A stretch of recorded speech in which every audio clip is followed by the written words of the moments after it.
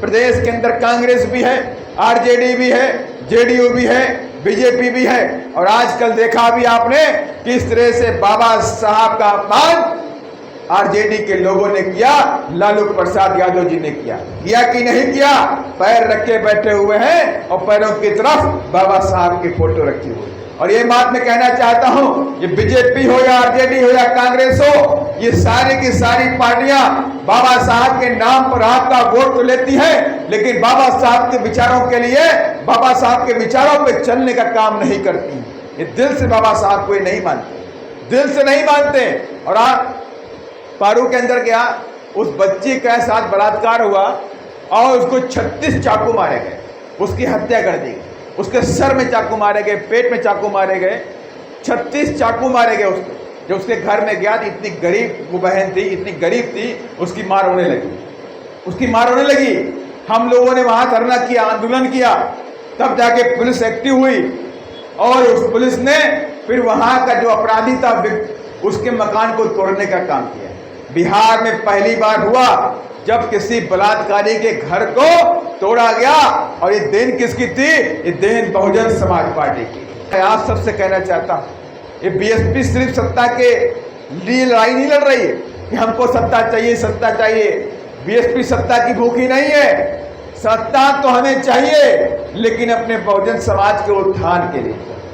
जिस दिन हमारे हाथों में सत्ता आएगी, उसी दिन प्रदेश के अंदर गुंडा राज खत्म करेंगे, उसी दिन प्रदेश के अंदर जंगल राज खत्म करेंगे, उसी दिन प्रदेश के अंदर माफिया राज खत्म करेंगे, और उसी दिन प्रदेश के अंदर कानून के द्वारा कानून का राज लागू करके रहेंगे, बाबा साहब के संविधान को लागू करके। आखिर क्या जरूरत पड़ी समीक्षा बैठक करने की? आखिर क्या जरूरत पड़ रही है आपको पंचायत से, हर जगह से, यहां से आपको बुलाने की? संदेशा साफ है, आने वाला चुनाव जो है ये बहुजन समाज के लिए सत्ता का महासंग्राम है। अगर आप चाहते हैं कि बिहार के अंदर इस सत्ता के महासंग्राम को जीतें, तो आपको अपनी सेना खड़ी करनी पड़ेगी। सत्ता का महासंग्राम है, युद्ध है, तो आपको मालूम है कि जब कोई सत्ता का महासंग्राम होता है तो महासंग्राम में सैनिक की जरूरत पड़ती है। बिना सैनिकों के आप कोई भी युद्ध को जीत नहीं सकते। मानते कि नहीं मानते? और अब आप 2025 में भी इसी सत्ता के महासंग्राम में जाने जा रहे हैं, लड़ने के लिए जा रहे हैं। और ये सत्ता का जो महासंग्राम मात्र इसलिए नहीं है कि हमें बिहार की पावर चाहिए, इसलिए नहीं है मात्र। बिहार की पावर तो हमारी सेकेंडरी है, हम पावर चाह रहे हैं, लेकिन पावर किस लिए चाह रहे हैं? आप ये देखो, 75 सालों से प्रदेश के अंदर, देश की आज़ादी के बाद 75 सालों से इस देश के अंदर आज भी छुआछूत कायम है, प्रदेश के अंदर ऊंच नीच कायम है, दलित बच्चियों के साथ में आए दिन बलात्कार और उनकी हत्याएं की जाती हैं, युवाओं को जय भीम बोलने पर उनके मौत के घाट उतार दिया जाता है, शिक्षा बिल्कुल नहीं है, पूरी तरह से गुंडा राज, जंगल राज बिहार में कायम है। दलितों के पास उनके 2 वक्त की रोटी के लिए रोजगार नहीं है, उनके पास 2 वक्त की रोटी के लिए ज़मीनें नहीं हैं, और जो लोग ज़मीनों पर रहते भी हैं, सरकारी ज़मीनों पर रहते हैं, तो भारतीय जनता पार्टी और नीतीश कुमार की सरकार आए दिन बुलडोजर ला करके उनको मकानों को ढहाने का करती कि नहीं करती? मैं सही कह रहा हूँ, नहीं कह रहा हूँ? ये इतनी सारी विसंगतियां अगर प्रदेश के अंदर हैं, तो इन विसंगतियों को दूर कैसे करें? कोई, मैं कहूँ, इस प्रदेश में पहले तमाम ऐसे लोग हुए जिन्होंने ऐसे सिस्टम से लड़ने के लिए बंदूकें उठा ली, लेकिन वो सब नुकसान में गए, वो आगे नहीं बढ़ सकते। क्योंकि बाबा साहब डॉक्टर अम्बेडकर के संविधान में जो हमें पावर दी है, उसी पावर से तो आप सिस्टम से लड़ सकते हैं और सिस्टम पर जा करके आप बैठ सकते हैं। ये बाबा साहब ने हमको रास्ता दिखाया, कहा अगर तुम्हारे ऊपर अत्याचार हो रहा है, अगर तुम्हारे बच्चे नौकरी नहीं पा रहे हैं, तुम्हारे बच्चों का हक अधिकार छीना जा रहा है, तुम्हारा हक अधिकार छीना जा रहा है, तो आपको भी सत्ता के रण में कूदना पड़ेगा और सत्ता को जीतना पड़ेगा।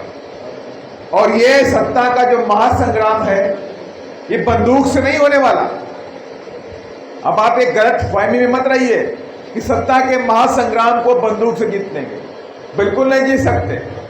बाबा साहब डॉक्टर अम्बेडकर ने कहा कि मैंने तुम्हें वोट का हथियार दे दिया है और इस वोट के हथियार से ही आप सत्ता के महासंग्राम को जीत सकते हैं और बिहार से लेकर दिल्ली की गद्दी तक आप विराजमान हो सकते।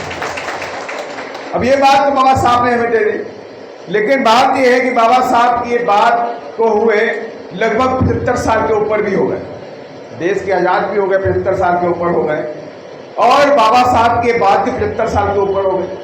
लेकिन 75 सालों में आप देखिए बिहार के अंदर बाबा साहब का सपना पूरा नहीं हुआ।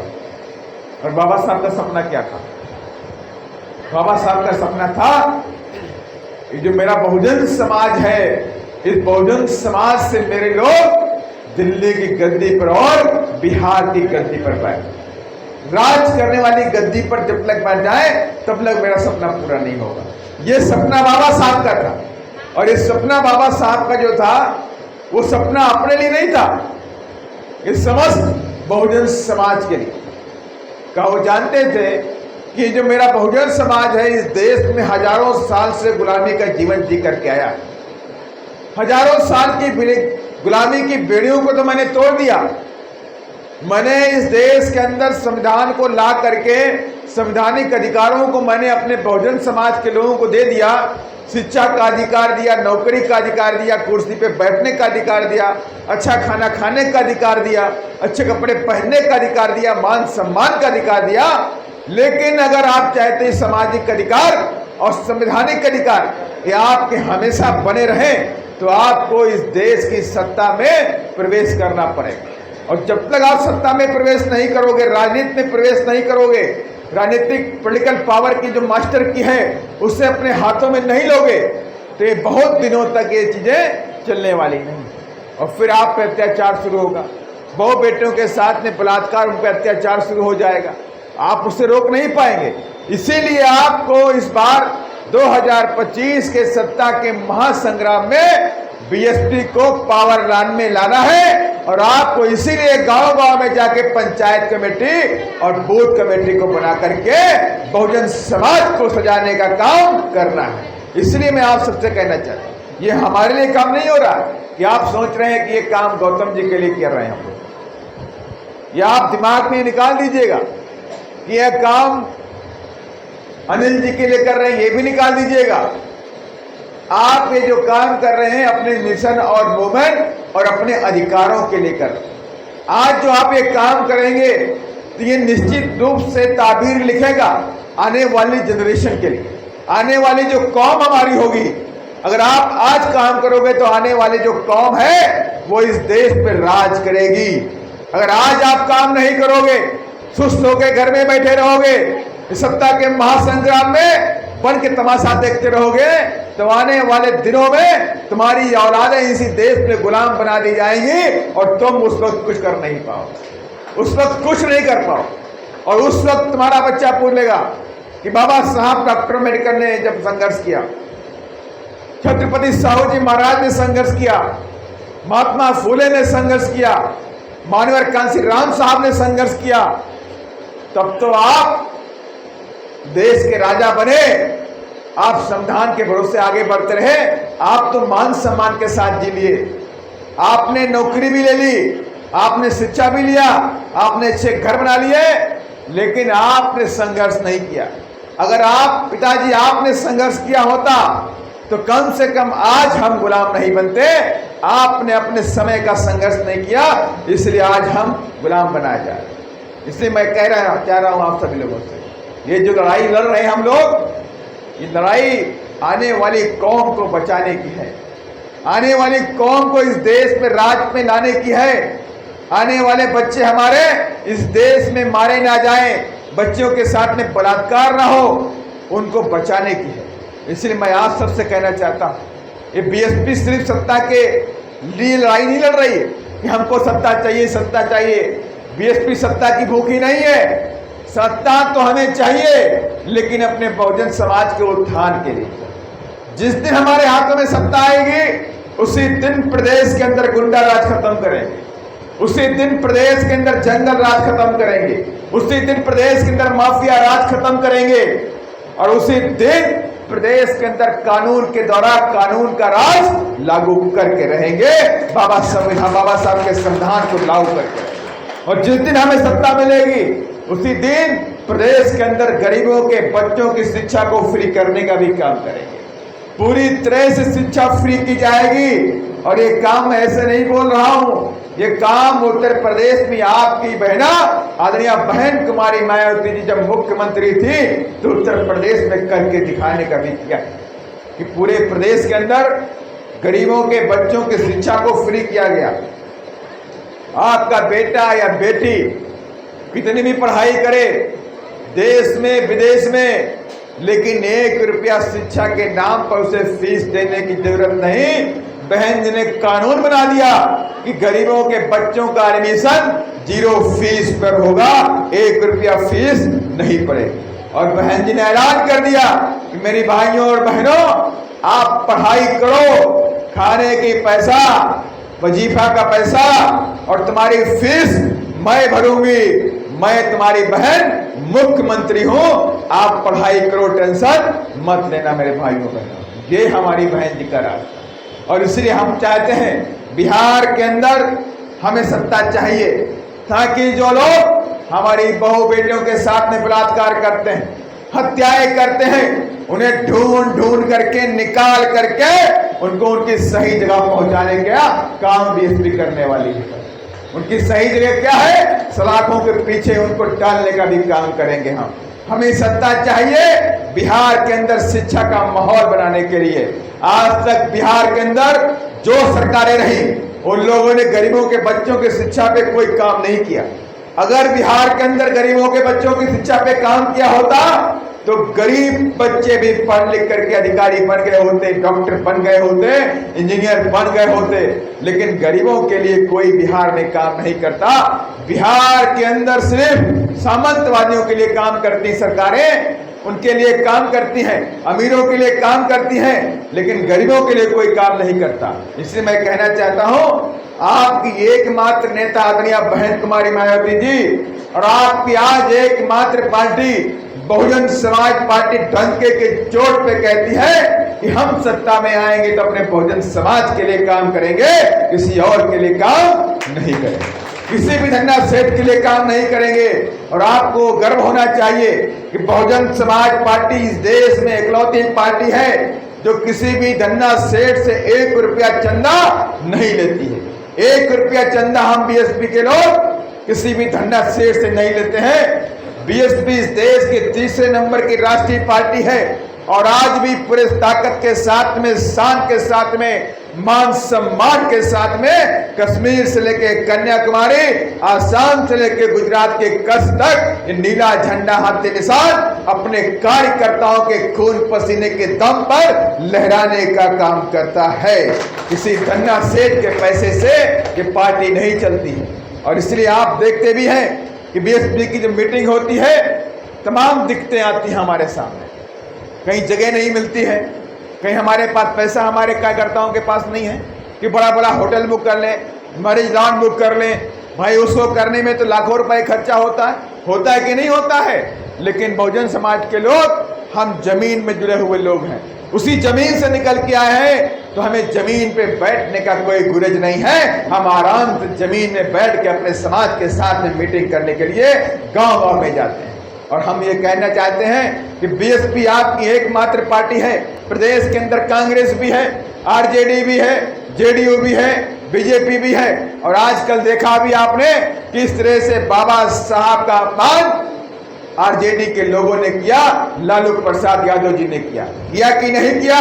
पैर रखे बैठे हुए हैं और पैरों की तरफ बाबा साहब की फोटो रखी हुई। और ये बात मैं कहना चाहता हूं, ये बीजेपी हो या आरजेडी हो या कांग्रेस हो, ये सारी की सारी पार्टियां बाबा साहब के नाम पर आपका वोट तो लेती है, लेकिन बाबा साहब के विचारों के लिए, बाबा साहब के विचारों पे चलने का काम नहीं करती।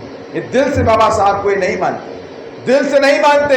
और आज आपने देखा कि बीजेपी वाले हाथ तबाह मचाए पड़े हैं। मैं उनसे भी कहना चाहता हूं, आपके केंद्रीय मंत्री, आपके गृह मंत्री ने बाबा साहब का अपमान पार्लियामेंट के अंदर किया था और आपने कहा था, गृह मंत्री जी ने क्या कहा था कि आजकल अंबेडकर अंबेडकर अंबेडकर तो फैशन बन गया, जिसको देखो वही अंबेडकर अंबेडकर करता रहता है। अगर इतना नाम तुम भगवान का ले लिए होते तो तुम्हारे सातों पुश्ते स्वर्ग में जाते। कहा कि नहीं कहा, लेकिन मैं कहना चाहता हूं माननीय गृह मंत्री जी, हम स्वर्ग नहीं देखे हैं, लेकिन बाबा साहब डॉक्टर अम्बेडकर ने हमारे नरक को खत्म किया और इस देश के अंदर जीता जागता स्वर्ग संविधान में देने का काम बाबा साहब ने। और इसीलिए हम गर्व से कहते हैं कि हमारे बाबा साहब डॉक्टर अम्बेडकर हमारे भगवान थे, भगवान हैं और भगवान रहेंगे। और इसलिए मैं आप सबसे कहना चाहता हूं, ये जो हमारी लड़ाई है ये मात्र सत्ता की नहीं है, हमारी लड़ाई जो है ये सामाजिक परिवर्तन की है और आर्थिक मुक्ति के आंदोलन की है। हम सामाजिक परिवर्तन करना चाहते हैं और ये लोग क्या बात करते हैं, ये बात करते हैं सामाजिक न्याय की बात करते हैं, करते कि नहीं कहते हैं। आरजेडी वाले भी सामाजिक न्याय की बात करते हैं, जेडीयू वाले भी सामाजिक न्याय की बात करते हैं, बीजेपी वाले भी सामाजिक न्याय की बात करते हैं, लेकिन बीएसपी कहती है कि बिना सामाजिक परिवर्तन के सामाजिक न्याय संभव ही नहीं है। जब तक आप सामाजिक परिवर्तन नहीं करोगे तब तक सामाजिक न्याय नहीं मिलने वाला। और हम ये सामाजिक परिवर्तन करके रहेंगे, आज नहीं तो कल करेंगे। जब मेरा ये बहुजन समाज, इतना बड़ा बहुजन समाज है जो हाथी के बराबर है, और जिस दिन ये बहुजन समाज खड़ा हो गया अपने आप इस देश के अंदर सत्ता के शिखर तक पहुंचने का काम करेगा। और इसलिए मैं आप सबसे कहना चाहता हूं, हम सबको बाबा साहब की मूर्ति से प्रेरणा लेनी चाहिए। बाबा साहब की मूर्ति आप देखिए, कहीं भी बाबा साहब की मूर्ति देखिए। अब तो मोबाइल हाथ में आ गया, मोबाइल में तरह तरह की जानकारियां आपके मोबाइल में आ जाती हैं। गूगल में कोई फोटो डालोगे वो सामने आ जाएगी, सारी इंफॉर्मेशन सारी जानकारी आपके मोबाइल में रहती है। आप देखिए कि बाबा साहब की मूर्ति, कोई भी मूर्ति देखिए, कोई फोटो देखिए, किसी भी मूर्ति में किसी भी फोटो में बाबा साहब डॉक्टर अम्बेडकर मुस्कुराते हुए आपको दिखाई नहीं पड़े। ये बाबा साहब डॉक्टर अम्बेडकर के संघर्ष की वजह से आज हम यहाँ पहुंचे, और जीवन भर का संघर्ष था। बचपन से लेकर के आखिरी सांस तक बाबा साहब ने हमारे और आपके लिए संघर्ष किया, और इसलिए बाबा साहब के जीवन में कभी खुशियां नहीं है। बाबा साहब की संतानें इसी काम में, इसी मूवमेंट में, इसी मिशन में शहीद हो गई। बाबा साहब की पत्नी इसी काम में, इसी मूवमेंट में शहीद हो गई, लेकिन बाबा साहब के कदम कभी पीछे नहीं हटे। बाबा साहब के कदम हमेशा आगे की तरफ बढ़ते गए। और इसलिए मैंने कहा, ये बात मैंने बोली कि बाबा साहब की मूर्ति में कभी आपको मुस्कुराहट दिखाई नहीं पड़ती। उसका रीजन ये है कि बाबा साहब हमेशा दुख था, बाबा साहब को समाज का दुख था। कहा मेरे मात्र खुश होने से मेरा समाज खुश नहीं हो जाएगा, मेरे मात्र कपड़े पहनने से, कोट पहनने से मेरा समाज कोट नहीं पहनेगा। इसलिए मुझे जब तक मैं अपने समाज की गुलामी की बेड़ियों को तोड़ूंगा नहीं, तब तक मैं चैन से नहीं बैठूंगा। और बाबा साहब ने जो संकल्प गुजरात के बड़ौदा में लिया कि मैं आने वाले समय में अपने बहुजन समाज की गुलामी के बेड़ियों को तोड़ूंगा, और बाबा साहब ने संविधान दे करके गुलामी के बेड़ियों को तोड़ने का काम बाबा साहब ने किया। और बाबा साहब ने जो हमें संविधान के अंदर वोट का अधिकार दिया, मैं वोट के बारे में बात कर रहा हूं। वोट में इसलिए बोल रहा हूं, तमाम मेरी माताएं बहनें, युवा बैठे हुए हैं, बुजुर्ग बैठे हुए हैं, आपको वोट की ताकत के बारे में मालूम होना चाहिए कि वोट क्या है। ये वोट मात्र 500 रुपए, 1000 रुपए, शराब की बोतल, 1 किलो मुर्गा, 1 किलो मछली, 1 किलो बकरे के लिए नहीं है। ये वोट जो है, अगर इस वोट का बारे में बाबा साहब ने जो बोला, कहा मेरे बच्चों वोट बहुत ताकतवर है। कहा ये वोट क्या है, बहुत ताकतवर है। और ये ऐसा मान लो कि ऐसी तलवार जिसके तरफ दोनों तरफ धार होती है, ऐसी तलवार जिसकी आगे भी धार और पीछे भी धार। अगर इस तलवार का सही इस्तेमाल करोगे तो दुश्मन का गला काटोगे, गलत इस्तेमाल करोगे तो अपना गला काटोगे। और ये भी बाबा साहब ने कहा, बाबा साहब जिस दिन हमें वोट का अधिकार दे करके आए, उसी दिन बाबा साहब अपने जीवन में मुस्कुराए। अपने कमरे में गए, धीमे धीमे मुस्कुरा रहे थे, खुशी के मारे वायलिन बजा रहे थे, तो उनके जो पिए थे नानक चंद रत्तू, उनके पास पहुंचे और बाबा साहब से बोला कि बाबा साहब मैं आपके साथ में 25 सालों से रहता हूं, लेकिन कभी भी आपको मैंने मुस्कुराते हुए नहीं देखा, आखिर आज क्या हो गया कि आप मुस्कुरा रहे हैं। तो उन्होंने कहा रत्तू मैंने आज रानी के पेट का ऑपरेशन कर दिया, कहा, रत्तू मैंने आज रानी के पेट का ऑपरेशन कर दिया, अब इस देश में जो राजा पैदा होगा रानी के पेट से नहीं पैदा होगा, मेरे बहुजन समाज से पैदा होगा, वोट के द्वारा पैदा होगा। यह अधिकार बाबा साहब ने हमको दिया। और हम क्या करते हैं, किसी के कहने पर, किसी के 500 के लालच में, किसी के 1000 के लालच में, कहीं शराब के लालच में, कहीं मुर्गे के लालच में, कहीं बिरयानी के लालच में अपने बाबा साहब के देवे हथियार को देने का काम करते हैं। और यही दुर्भाग्य है बिहार के अंदर। अगर ये बहुजन समाज के लोग इस ताकत को समझ जाएं तो मैं दावे के साथ में कहता हूं, जो 90% बिहार के अंदर बहुजन समाज के जो लोग गरीबी का जीवन व्यतीत कर रहे हैं, वो इस प्रदेश के अंदर सत्ता में बैठ सकते हैं और अपने बहुजन समाज के गरीब भाई बहनों के लिए काम कर सकते हैं। और यहाँ कोई कमी नहीं है, कोई पैसे की कमी नहीं है। आप यहाँ इतना पैसा है, इतना पैसा है, अगर सरकार चाह जाए तो 5 साल के अंदर बिहार की गरीबी को खत्म कर सकते। लेकिन वो गरीबी खत्म करना नहीं चाहती, वो नहीं चाहती, वो कभी नहीं चाहती सरकार यहाँ की कि गरीब के बच्चे पढ़ लिख के अधिकारी बन जाए, गरीब के बच्चे पढ़ लिख के डॉक्टर बन जाए, गरीब के बच्चे पढ़ लिख के इंजीनियर बन जाए। उनको मालूम है, अगर बिहार का बच्चा पढ़ लिख के डॉक्टर बनेगा, इंजीनियर बनेगा, कलेक्टर बनेगा, ऊंची ऊंची कुर्सी पर बैठेगा, तो उनकी फैक्ट्री में काम करने कौन जाएगा? दिल्ली में, बंबई में, मद्रास में, केरला में उनके फैक्ट्री में काम कौन करने जाएगा? उनके लिए मकान कौन बनाएगा? लेकिन बीएसपी की सोच अलग है।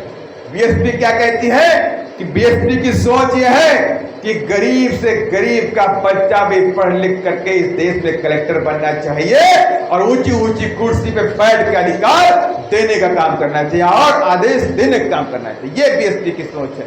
लेकिन बीजेपी की, जेडीयू की, आरजेडी की सोच नहीं।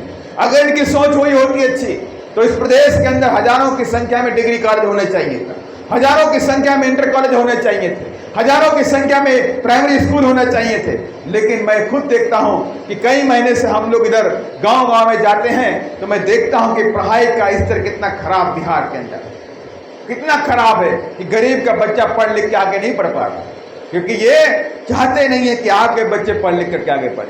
और इसलिए मैं कहना चाहता हूं कि जो काम आपको मिला हुआ, जो यह काम मिला है कि बूथ कमेटी बनानी है, पंचायत कमेटी बनानी है, ये कोई साधारण सा काम नहीं है।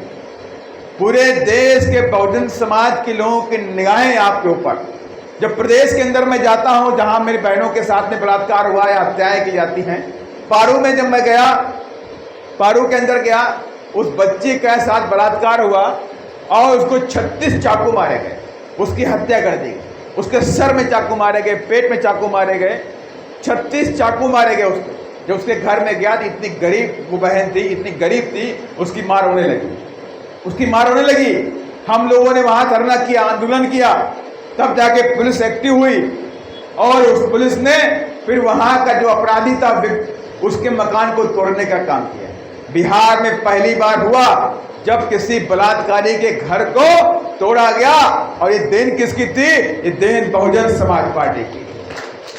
और आपके बगल में औरंगाबाद में बलात्कार हुआ और पूरी पार्टी वहां पहुंची और यहां तक कि उसके बारे में मैंने खुद पार्लियामेंट में उठाने का काम किया कि भाई बिहार के अंदर इतने बलात्कार क्यों हो रहे हैं, सरकार क्यों सो रही है, सरकार के अंदर लॉ एंड ऑर्डर क्यों लागू नहीं होकर पा रहे हैं, जंगल राज क्यों बढ़ रहा है, कि कोई भी आपके लिए काम नहीं करता। मैं उधर देखता हूं कि तमाम सांसद बिहार के वहां बैठे होते हैं, लेकिन बहुजन समाज के अधिकारों की बात आती है, बहुजन समाज के अत्याचारों की जब बात आती है तो एक भी सांसद क्यों नहीं बोलता?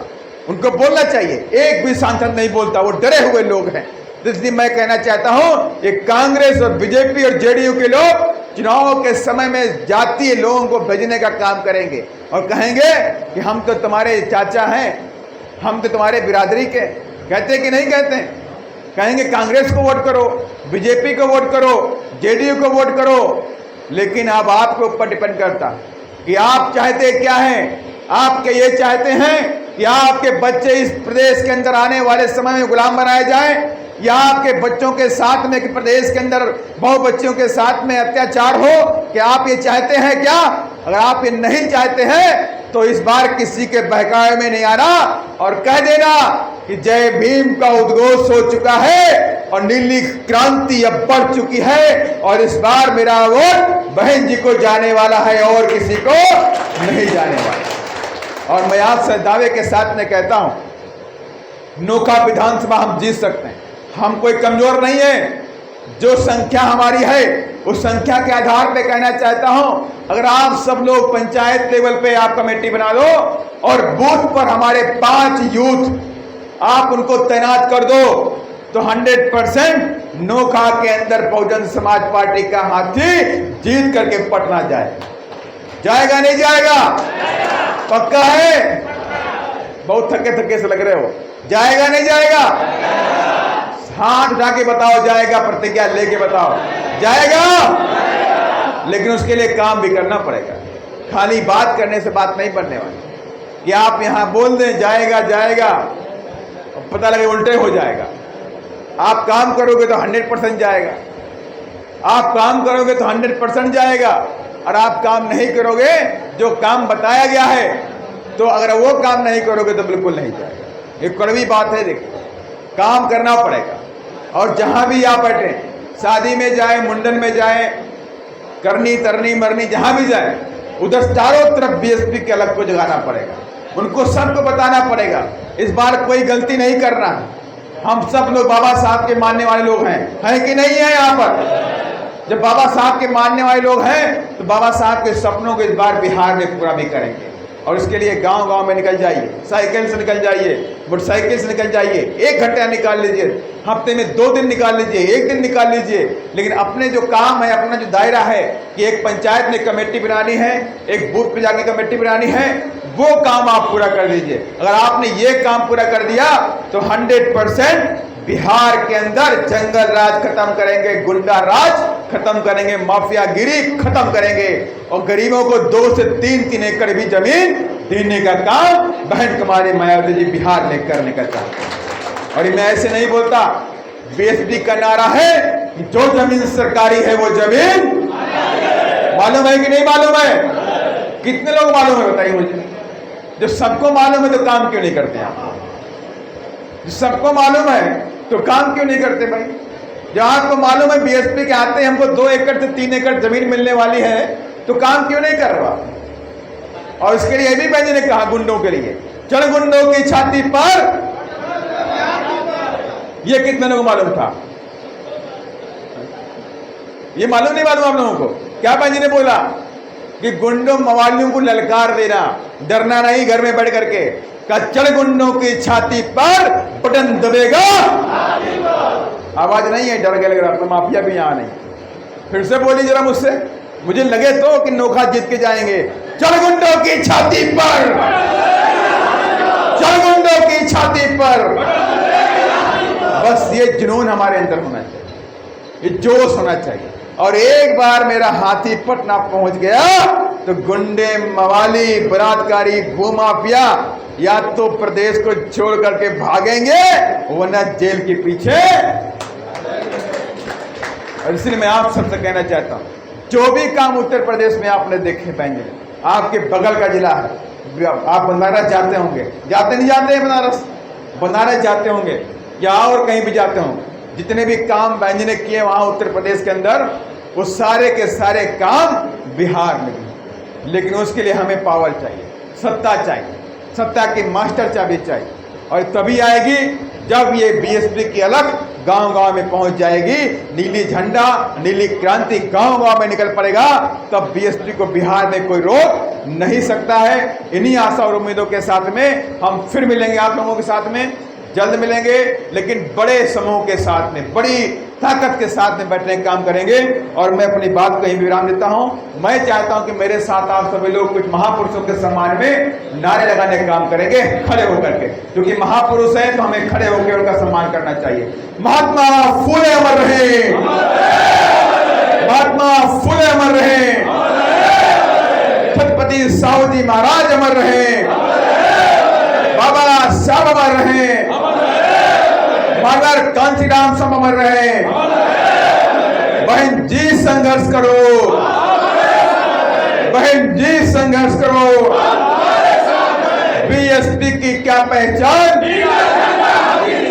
बीएसपी आएगी नई रोशनी, बीएसपी आएगी, बीएसपी आएगी।